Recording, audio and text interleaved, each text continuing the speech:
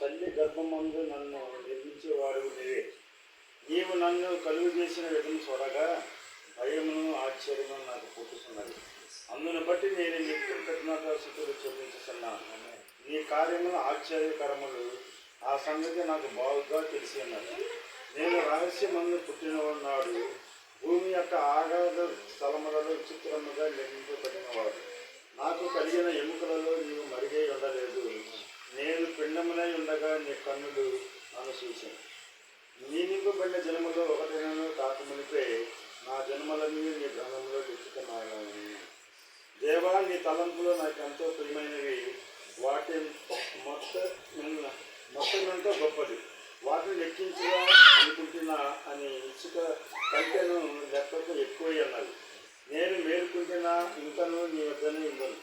దేవా, నీవు భక్తులను నిశ్చయముగా సహించలేవు. చదవబడినటువంటి శ్రేష్టమైన దేవుని వాక్యాన్ని మనం గమనించినట్లయితే ప్రాణ బర్త్డే సందర్భంగా ఏర్పాటు చేసినటువంటి ప్రత్యేకమైన కోరికలో ప్రభు మాట్లాడుతున్నటువంటి శ్రేష్టమైన మాటలు ఏంటంటే, నీవు నన్ను కలుగు చేసిన విధము చూడగా భయమును ఆశ్చర్యమును నాకు కలుగుతున్నవి. అందును బట్టి నేను నీకు కృతజ్ఞతాస్తుతులు చెల్లిస్తున్నాను. నీ కార్యముల ఆశ్చర్యములు, ఆ సంగతి నాకు బాగుగా తెలుసు. ఆశ్చర్యకరమైనటువంటి దేవుని కార్యాలు ఏంటవి? ఒక మనిషి నిర్మాణం